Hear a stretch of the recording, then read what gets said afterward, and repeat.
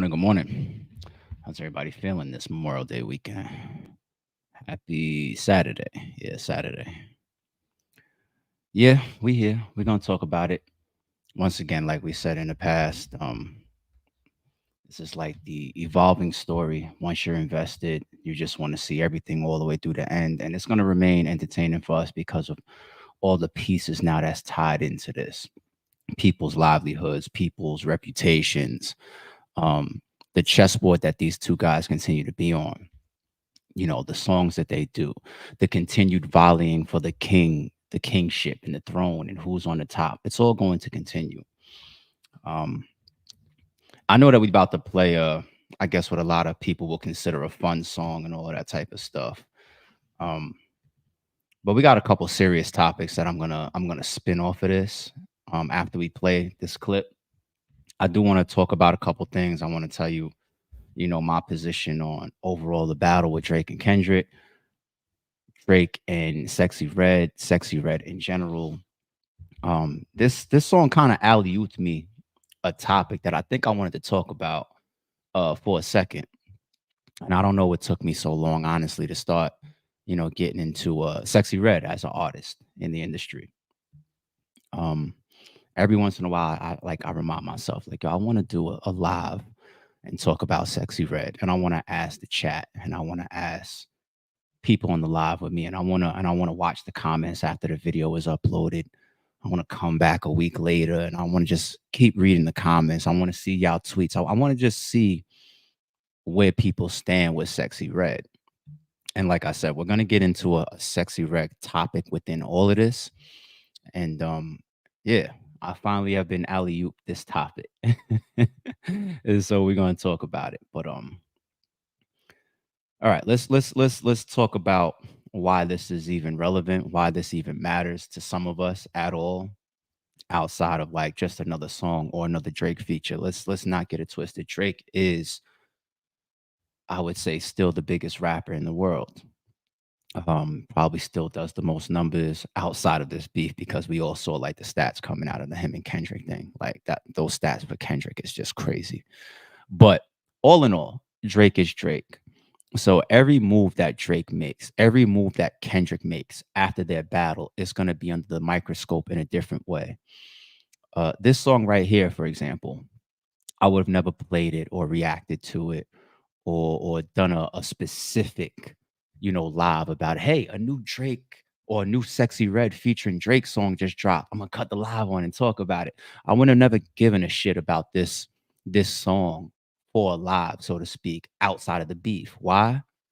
Because it's just another song that just, party song or fun song, whatever that could come and go. But it has a whole different set of legs because of the Drake and Kendrick shit.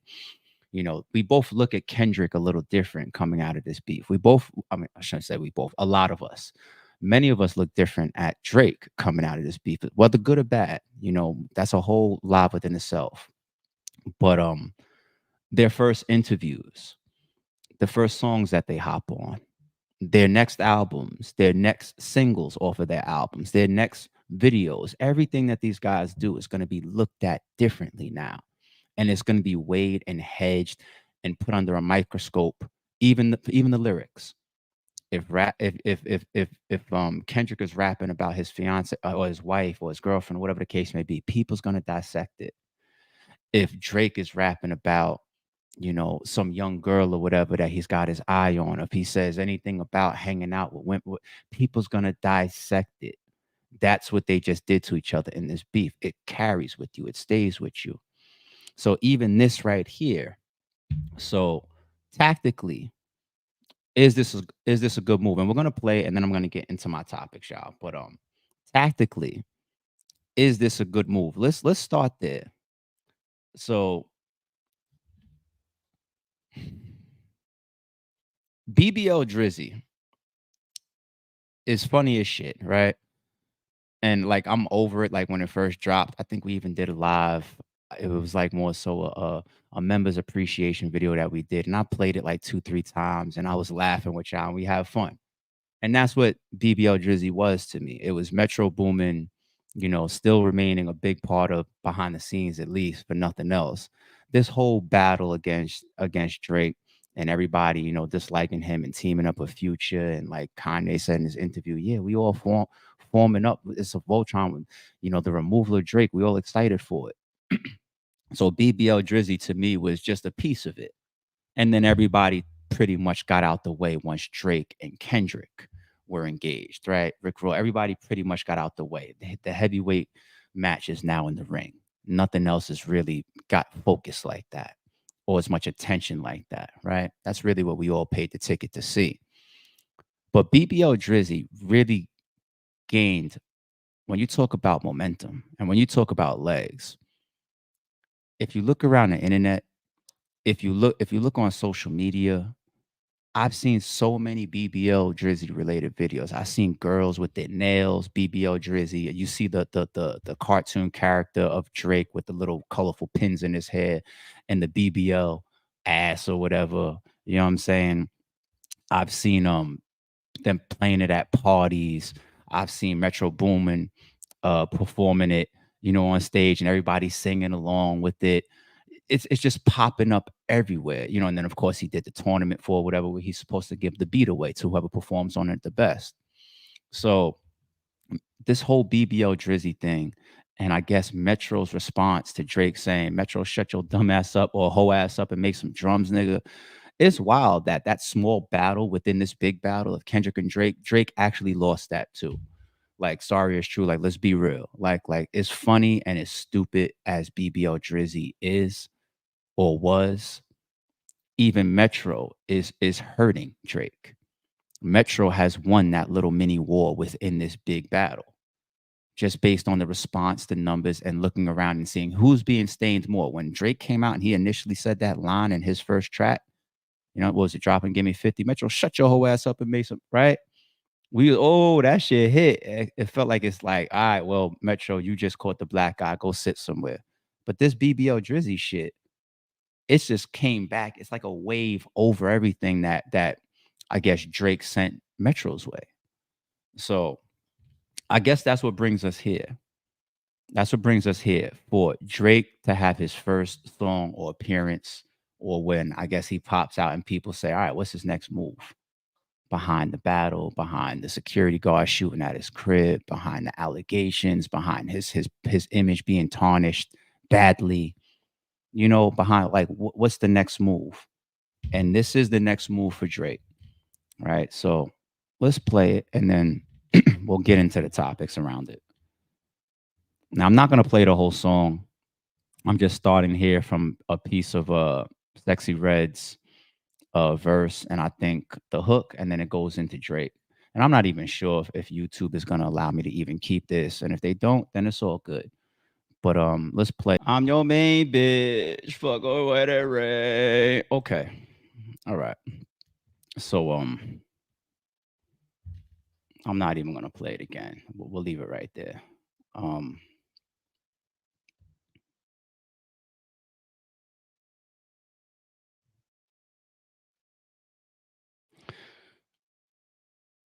First and foremost, the effects of euphoria. The lines in Euphoria. It is Euphoria, right? Isn't that the one? Or I don't think it's 616 in LA. I'm pretty sure it's Euphoria when he's rapping things like, when I see you in Sexy Red, I just see two bad bitches. You might pop ass with them. And he's painting this whole narrative around Drake, like, you're feminine, and the whole popping ass shit, or you compete with women, and all this talk about the pedo stuff and the underage stuff, and even the messing around with guys, women, and all that, and creating all these issues over women and all that, right? Kendrick is putting these narratives on him, and then you go and you get on this song right here over the BBL Drizzy beat, right? You kind of loan to Euphoria. You damn near make like it, prophetic. You know what I'm saying? As if like Kendrick like put you in this box. And it's not just forget the Metro piece of it. Metro, to me, in the grand scheme of the heavyweight fight, he's just a chapter in it. Like, everybody's concentrating on the two top dogs. So you jump on this song and you ride that beat, right? While you're still combating Kendrick's narratives and verses. That shows to me the power or the continued power and effect of Kendrick and Euphoria. Now, if you ask me, was this a good move or a bad move, right? So the 8 Mile approach. The 8 Mile approach is constantly used. It's used in regular life. It's used in rap battles all the fucking time. If you don't know what I mean when I say the 8 Mile approach, we're talking about the closeout battle with M in the movie 8 Mile. And basically, what he does is he tries to pull the bullets out of his opponent's gun, right? By doing so, you rap all the bad about yourself, or you try to own something that people are coming at you for. You trying to grab a narrative, or you just trying to sign off on something, or you try to flip something to your benefit that's already affecting you in a negative way, right? So you kind of are trying to take something and present it back, reflect it back as a positive, right? And sometimes it works, sometimes it's smoke, and people will go for it. And other times we can just see like, now you're actually bleeding, and that attempt failed. Like when M did it on stage, like it just comes across like that's why I use that as a life concept, like the 8 Mile effect. That's why I even have like terminology for it. You could use that in real life, like the way M rapped that. And then, you see that he kind of crouched down and he's just waiting like it's your turn. And it genuinely looks in that scene, it's powerful to me. It genuinely looks in that scene like M doesn't care what he says now. He's already been through the worst. My life is already not what I want it to be. You could see by even the way that the 8 Mile ends and how he like walks off and everything. I'm already not where I want to be. I really feel like, okay, cool. Yes, this happened. My girl happened. My mother this. My life this. I'm broke this. My rap career this. Boom, boom. You go ahead now. Tell all these people something that they don't know about me. And he crouches down. Go ahead. You got it. Well, he fucked them up. Drake, this is not like a live rap battle. You get to sit back and tactically make a move. You get to say, what verse am I going to spit? What song am I going to get on? Who am I going to feature with? You get to do that. And the effect of the BBL Drizzy shit that we already talked about is so apparent. And then you get on that and you rap about this type of content. This now let's move on to the next chapter. This content within itself to me is another thing that Kendrick is winning on. Because when we talk about the narratives, not just BBL Drizzy or his surgery, arguably, or whatever. Like, let's say he really did have surgery on his nose or his abs. Which core fan stomach that? Then tell him where you get your abs from. Let's say all of that is true. Let's say all of that might be false. Let's say it's just funny jokes or whatever, but it's still stuck to Drake and he got to navigate it either in a fun way or just sit back and be like, fuck, everybody thinks that I had all these different surgeries now. Right. But the content, right? The content of this Drake and this Kendrick battle that's really impactful is Kendrick gets a boost, his image wise, his character wise, in the public court, in the public perception, in the public opinion. Kendrick has gotten a boost as far as what he stands for. There's people that never followed Kendrick's music before, don't know his albums, don't know his songs, but it looks almost like when you take this battle, the way that it's turned out, it almost looks like the genuine guy in Kendrick versus the shallow marketing, person that doesn't really have substance to him type of battle. And I'm not saying that's really the case with Drake. We all have followed, supported, and enjoyed Drake's music for years. Right, he's given us a lot of greats, and he probably great hits and songs and albums, and he will continue to, I'm sure. But the narratives of this battle now make you look at Drake and all these clips that's going around social media of his Aubrey days or his acting days, or when he's playing around on camera being a young kid, or when he's sitting in his kitchen in the kitchen with his mother and he's arguing about not getting the right type of sandwich, or when he's getting picked on or beat on, or people now reference his old lyrics about, I might have to go back to my old high school and make everybody go through security clearance. What does that mean? Does that mean you was a lame in school? It's all these little clips and references that people are bringing back out now and saying, you was never what we see now. You was never that. You was never tough. You was never cool. You was always weird. You was always lame. They already was doing the lame thing to him, but it just all gets magnified from Kendrick.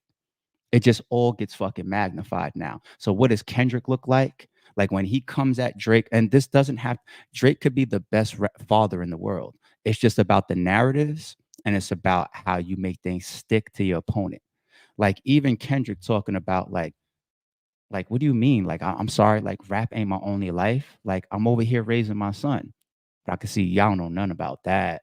Right? That whole thing, like the imagery and the perception that comes out of this is that Kendrick is a more wholesome, true, genuine, real person. Good kid, Mad City. We get reminded, like, yo, he's vulnerable on some of his songs in Mr. Morale. But if you go to Good Kid, Mad City, you watch some of his old interviews. This is a guy that comes back to Compton in some flip flops and a t-shirt and links up with all his old homies. You know what I'm saying? He's not stunting on them, and he's just he says clearly, I'm not the person that wanted to talk all these war stories or say like, yo, I did this and I did that because yeah, I lived here, I grew up here, but I didn't do that. And it's like, damn, like he makes himself so much more genuine and relatable, right? This is what's happening for the people that didn't even know Kendrick before this, right? He's talking about it, people talking like, yeah, he's got a relationship issue. It doesn't stick to him now because he comes off like a regular person now. Yeah, I have relationship issues just like everybody else. I seen a DJ Academic stream. He's damn near shocked that Kendrick just bought himself like a 30 or 40 something $1 million house. He's been super rich forever, but people are shocked. Why? Because his whole image and presentation is just like a regular, cool, down to earth, relatable person that's trying his best to keep true principles and morals in front of him. Now, Drake coming out and getting on a song and going over a beat and rapping about, I didn't send, took care of this or whatever, the substance of it, the shallow nature of it makes Drake look horrible. Because when we look at Drake in the midst of this, with the perceptions that's now sticking to him, it's like, what are we doing here? We're talking about women and plastic surgery, and if you'll pay for them, if you'll fly them out, if you like the substance of it. You know what I'm saying? Old story for people that forget my history. When we started Rare Breed Entertainment, or prior to that, I was, partnered in to a company called Battle Rap Media. Shout out to Star from the Star Report, Star from Star and Buck Wild, Star from the radio and all that. Shout out to Star. He's a homie now. Um, but I was partnered into his company that he started. And he was a big advocate of a battle rapper by the name of QB Black Diamond. Most of y'all know who QB is. That's my homie. Shout out to QB. Um, Math Hoffa and Sirius Jones have that incident on the at the URL event, right? That physical altercation, right? Makes World Star, goes viral, all this type of stuff, creates a whole years and years of history and tension and all that type of stuff. But after that situation, Star wanted Math Hoffa's return battle to be Math versus QB Black Diamond. Now, QB Black Diamond is just as tough as the rest of them. You know what I'm saying? Like if you go watch QB versus Arsenal in the first round, she damn near pushes Arsenal across the stage, and this is a woman. You know what I'm saying? Like she's got her toughness to her, but at core, she's still a woman. You know what I mean? Me being a partner with Star at that time, I was 100% against it. I was voting against it. I was just like, Math Hoffa has this reputation, has this percentage, this perception of this big Brooklyn bully, right? And if he comes back after that incident with Jones, and his first battle is versus a female, people are going to kill him. That was my position. That was just my opinion and my position back then.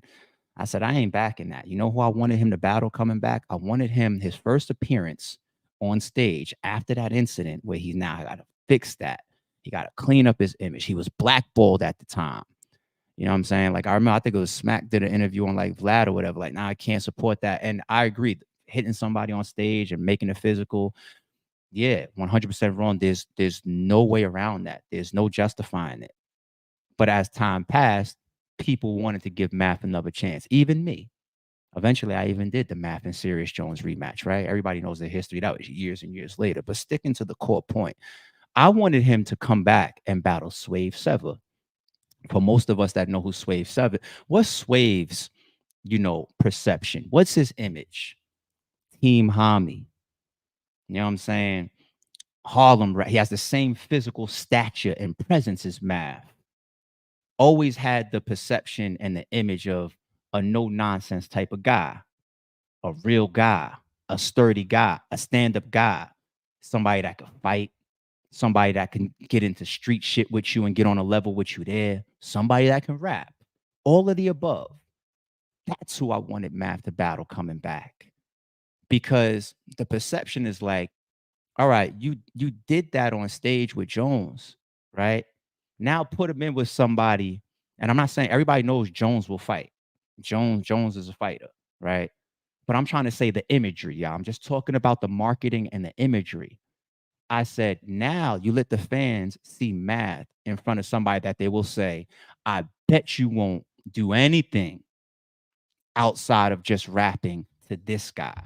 And then when those two guys have a great battle and Math is still able to stand there and be aggressive and deliver his 3 rounds and then the battle is over, it loans to Math's rebuild.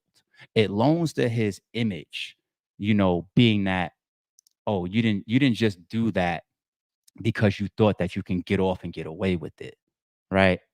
And I'm not saying that the smart people thought that initially. I always thought that, yo, like you can't put them in the same room after that because Jones is gonna go. Jones is gonna go, right? But the imagery of what you do after, chessboard and marketing wise, wave 7 now. Let's see you stand in front of him. That's how you go about shit like this. And at one point, I be thinking to myself, like, who the fuck am I? Like, I really ain't got no business trying to play A&R or marketing for Drake. Drake is where he is for a reason. But then I grab myself and I be humble for a moment. I say, no, no, no, no, no, no, no, no. Our checks and balances, our opinions, and our perspective matters because we are the people that put these people there. We are the ones that put these people there. We are the ones that purchase these streams and click play and buy these albums and buy these tickets and go to these concerts. We are the ones. So there's nothing wrong with us telling these rappers that's some bullshit. That's some fuck shit. That's corny as shit. Because when they hear it enough, or when they see that it affects their bottom line or their image is being tarnished, hopefully they'll steer clear or they'll go a different direction. Right. So that's what I mean about like the imagery and the 8 Mile effect and euphoria and also how you come back after the type of stains that Kendrick has laid on your character and your image. Now let's go here. This is something I want to say for a long time. And I got to preface it because I don't want to come off like a prude or some old man that just, is so stuck in the past. I lived through that era where I had to listen to my parents always bigging up their shit. Oh, you young puss don't know nothing about no real music. All y'all do is remake all music. It's funny now because you get a little older and you see the same thing happens to your music. Now I'm seeing the remixing and the sampling and the movies that get remade. When I heard that there was going to be a remake to Scarface, I got sick. I got sick. But anyway, today's generation of music, I love it. I love every generation of music. I love the era of when hip hop was birthed. I came up in it. I loved it as it continued to evolve. I loved the conscious era. I loved the, fighting against crime and gang era. I loved the even the drug era where it was just about everybody's using drugs. The pimping era, the get fly era, the get money eras, like all these different phases that rap has gone through. When rap first went to the South, and you got Young Bloods, and you got Lil Jon, and you got Goody Mob, and you got all these Southern rap. Ludacris blew up during that time frame. All these Southern rappers that were getting deals and blowing up and selling records. That phase. When rap went to the South, I loved it. There was a period when rap was out west. You know what I'm saying? There's times when it's in the East and New York got all the shine. Right now it feels like, it's the clubs, it's the ratchet shit, and it's drill. Drill is having a huge run. That's a whole thing within itself. Shit tied to murders and street beef and all that. And every phase and every era of rap and hip hop, I love. And there's a lot of corny shit that comes out of every phase and every era of rap, but I could find a lot of artists, a lot of songs, a lot of albums that came out of every phase and every era that I love. So let's talk about this era right here, and let's talk about the phase of ratchet music, and let's talk about this phase of sex worker, and let's talk about this phase of just all out whole shit.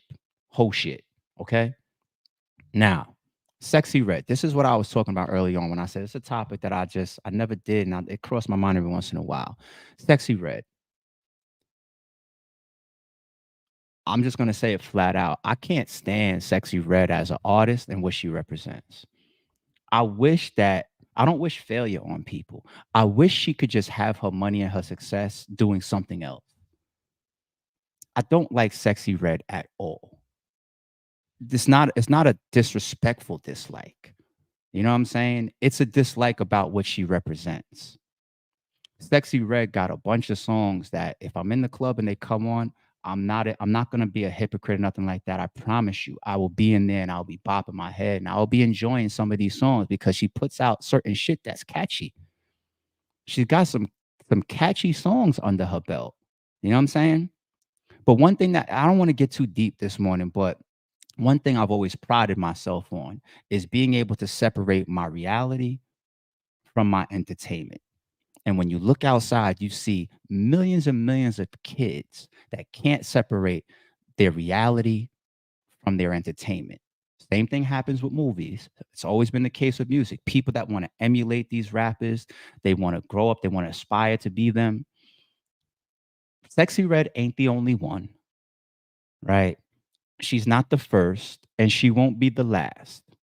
But the tie-in now with this whole topic with Drake and the BBL Drizzy and the content and the substance of what Drake is rapping about on his song, Sexy Red continues to become who she is and sit in that arena because of the Drakes of the world. I'm not trying to put Sexy Red's existence all on Drake's jacket. I'm not trying to do that. I'm not stupid, right? But at the same time, when you see like a Jay-Z, a Drake, a Diddy, and so forth and so on. Certain of these powerful people do the care packages, do the features, do the help, do the support. A lot of times it'd be tactical behind the scenes as well. Like there'd be like the companies and the labels behind this. Sometimes these rappers are label mates. And it's like, yo, I'm gonna get my big label artist right here, or my biggest label artist right here, to build my up and coming label artist right there and do a feature. Because if I wasn't the one that owned this record company right here, I wouldn't be able to get these two guys to feature together, whatever the case may be, right? But that shuffling and that loaning of light and loaning of energy and helping of building somebody's resume, profile, following, fan base is so rampant behind the scenes. And Drake is doing that right now with Sexy Red. It's very clear. Now for Drake, like he could have his own reasons for doing it. He could feel like, yo, me tapping into that fan base is good for me, or staying strong in that fan base is good for me because I put out a lot of moving, catchy, dance, clubby type songs. There's nothing wrong with that. We love them, right? I put out a lot of stuff. Get this shit off my screen. Let's talk, y'all. I put out a lot of songs like that, right?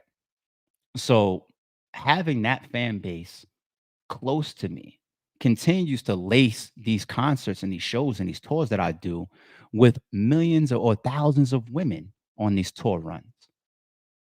You know what I'm saying? Like staying tapped into certain areas is very, very tactical to somebody's continued success. Okay. The BBL Drizzy shit within itself. It's one of the most rampant things today in society. Plastic surgery. I saw some shit on the internet. A guy looked like he was walking like a robot. He was going through this process of getting taller, like some knee shit or something like that. They got surgery for damn near everything now. Forget the horror stories and the documentaries about these people dying over ass injections and getting their titties done. And like, look at the whole shit about Drake's allegations about doing your stomach. I know people too that have done shit. And I'm like, yo, different strokes for different folks. I don't disrespect nobody. You know what I'm saying? But we're in that era. And Drake is embracing it, right? Paying for women, whatever. And he's not the first to rap about this shit. How many rappers have rapped about I'll get your titties done for you, whatever? But it's this phase of hip hop. It's this phase of hip hop. And then you take a Sexy Red and you fit her into this whole shit, the sex worker phase, the prostitution phase, the ratchet phase.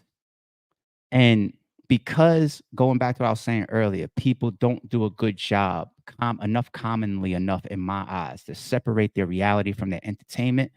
That's what fucks me up. That's what fucks me up.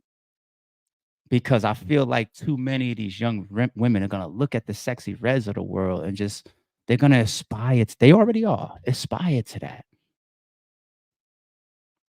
At least I could feel just a tiny bit different if Sexy Red was at least a good rapper.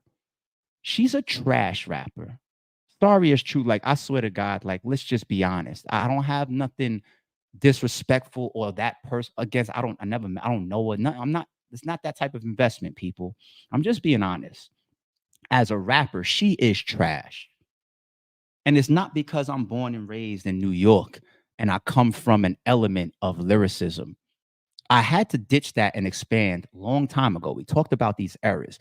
I've listened to rappers from every region that were trash but still made good music. I don't want to say trash, but one of my favorite rappers for the southern phase of rap, when they were dominating and it was A-Town stomp for everything, was Pastor Troy. I have every Pastor Troy album. Is he a lyricist, the type of shit that I grew up with? Fuck no. Right? But I can get substance from him. I can get stories from him. When I put on a song like Vice Versa and be like, ooh, okay.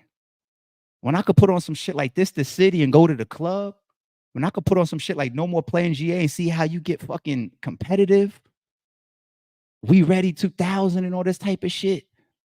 At least the man's got variety of skill and talent base. Sexy Red don't got no fucking talent. She don't got no fucking talent to me. So this is I'm not the conspiracy person, but this is how people start doing the industry plant talk. This is how. Because you see somebody that take a step back to make this point right here. We've seen a lot of beautiful women that really weren't that talented, but the look and the image was something that you could push in front. It's so crazy that way in all of this Diddy talk, Cassie was one of them. You listen to Cassie sing, she's not that talented. She wasn't born to be a singer, but you tapped into the right people. You got the image, beautiful, let's push you. You know what I'm saying? So that happens. Sexy Red doesn't have that to me. Sexy Red is not an attractive woman to me, personally. I'm pretty sure she would say the same about me. Nigga, you whack too. Cool. No problem. But Sexy Red doesn't fit that mold to me of somebody that you say, oh, perfect image. Let's push it and just get somebody to write for the person. So image wise doesn't do it for me. Talent wise is on trash to me. And then the content doesn't even give me the variety to be like, okay, you can, yeah, all the ratchet and the whole shit or whatever, and cool, cool, cool. I get it. Bitch, we go together. We go together. I seen her breaking down what that really was about with Chief Keef or whatever with Gilly and Wallow. And I'm just like, I'm disgusted by it. I'm disgusted by it. And once again, y'all gonna if you see me in the club one night and I'm dancing to this shit, it's because don't say ARP the hypocrite. Once again, I can separate my entertainment from my reality. These people do not influence me. We will get on here together on this channel. We'll have fun. We'll laugh. We'll joke. We'll dance. But when we really want to talk about some real shit and be serious, Drake pushing somebody that doesn't have the talent to me, doesn't have the image to me is a L. To me is a loss. You got to deal with Sexy Red now. She's here and she ain't going nowhere. And salute to her. Once again, I'm not going after nobody's success and nobody's money. I'm not that type of person. But the Sexy Reds of the world, do they help? This is the type of shit that boosts Kendrick in this whole battle and this whole war. This is such a major L for so many different reasons. So many different reasons. Like when I think about what Sexy Red represents, when I think about what that song means, when I think about BBL Drizzy and the whole era of plastic surgery and the sex workers, when I think about the stains that Kendrick has put on Drake and how his image, I didn't think this was going to happen, but how his image has been tarnished and changed forever. And now to see Drake's first appearance be on a fucking song like this and stand next to the same person that Kendrick just put you in a box for in Euphoria about I see y'all two bad bitches, y'all might pop ass together, and you're trying to flip something that's already kicking your ass, which is your shot versus Metro Boomin versus his BBL Drizzy shit going viral. This is just a L all around the board. I'm not no A&R. What the fuck do I know? I'm not a genius. But we are the ones that are responsible for these people making it to these positions because we buy those streams, we buy those albums, we buy those concert tickets. And this shit right here is whack to me. It's whack on so many levels. It's whack on entertainment levels. It's whack on battle rap levels. It's whack on pushing this type of artist levels. It's whack on this era of rap levels to me that I can't defeat. I can't defeat the whole phase, the prostitution phase, the sex worker phase, the fucking the surgery phase. I can't fight none of that. Who am I? You know what I'm saying? But I damn sure see it and I damn sure hate it. I hate it. I hate it. Sexy Red, I'm sure, is gonna put out another single that I'm gonna like. It's gonna make me bop my head. And I'm still gonna be able to still be within my own reality and look back and see what she represents. And watching these little girls follow her and just be like, damn, another L, B. And Drake, you helping it in the midst of what still people are watching with a magnifying glass. This was stupid. This was dumb. To get on BBL Drizzy is a fucking L and a half. I'm waiting for a Drake song now behind this, like the story that I gave y'all about Math Hoffa versus Swave after the Sirius Jones incident. That's what I'm looking for right now, me personally. I'm looking for Drake to do a song with substance. I'm looking for him to do a song that makes him look strong. That's what I'm looking for. I'm looking for. He already got fucked up bad with the colonizing shit or whatever. I'm not saying he got to go do what he calls a free to sit slave song. That's a loss. But anyway, I'm not looking for him to go conscious all of a sudden because then he'll really get picked on. Like, oh shit, Kendrick got you going conscious. That's not what I need right now. Just talk about something with a little bit of substance right now. Let's get yourself past this pedo and the whole phase shit. And you standing next to the Sexy Reds of the world where Kendrick is standing you saying you might pop ass with them. It's a soft look. And of all beats, BBL Drizzy, he needs to do something of substance right now. I know there could be a possibility of, in the midst of these times, him sticking with his biggest piece of success, his biggest fan base, which is the women, right? You look online, the guys is killing him. So him doing this shit could be tactic within itself. Hey, I go to my concerts, I look around, I see 90% women filling these fucking seats. So in the midst of this whole Kendrick loss, what I need to do is I need to stick to my strongest element, my strongest fan base, my strongest support system, which is these women. Hey, Sexy Red, I'm on the next joint. BBL Drizzy, I'm gonna try to flip that, see how that goes too. I understand how it could be working for him or helping him. You listen to some of these Drake fans, Drake could do no wrong anyway. But that's not what I'm looking for. I'm a neutral person. I don't really care who won this battle. I would have been cool if Kendrick won. I'd be cool if Drake won. I just wanted the entertainment as a fucking hip hop fan. I didn't care who was actually gonna win. I didn't have a horse in that race. But now that I see what has happened and how certain things is on Drake's jacket now, and his perception was tarnished badly, and he will have to wear certain things or fight certain narratives, possibly for the rest of his career. I want to see him just do a better job of navigating. I just want to see him do something of substance right now. Leave all this fucking plastic surgery rap alone for a second. Not now, Drake. Not now. Do that shit later. Not fucking now. Plastic surgery support for these fucking shallow ass fucking women, right? People's gonna look at you like, no disrespect to Drake, but you got a porn star pregnant, and you even in your diss song admitted that ASAP Rocky took her down first, so she possibly was just another girl moving around. And I don't gotta target her. Kim K is a fucking billionaire now, but she's no different to me as far as an industry swinger. The Amber Roses of the world and Freddie Gibbs, X, and all, like, they're everywhere. It is what it is. I see interviews. I don't even know this girl's name. They call her the new superhead. She does interviews breaking down every rapper that she's been with. Oh yeah, so Academics was like this. Titty Boy. Oh, Two Chains. Oh, Kanye. Yeah, when I slept with Kanye. Oh, and I was in with Lil Meech. I was in the bathroom with him. It's disgusting. Those interviewing those people, if you have a media platform or you blog or whatever, you're gonna get clicks. It's interesting content, right? But the reality now, outside of the entertainment, the reality of who that girl is disgusting. They're winning. And I know the average man is trying to avoid them because they're obviously positioning themselves for come ups. Let me get my bag. Let me get my shoes. Let me get some money. Fly me out. Take me out to eat. You're going to show up with fucking viral videos of the girl that fucking went viral because she got mad at the guy for taking her to cheesecake. When I was coming up as a teenager, I might have took a girl to a pizzeria, and that was dope, an arcade or some shit like that, and that was dope when I was a kid. You know what I'm saying? The substance is disgusting right now. Drake needs to get on something with some fucking substance, not no surgery backed fucking lyrics right now or BBL shit right now. Kendrick just fucked you up for that. No, the 8 Mile move doesn't work right there. You failed, my nigga.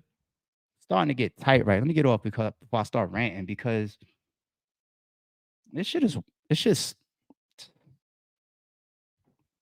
peace, y'all.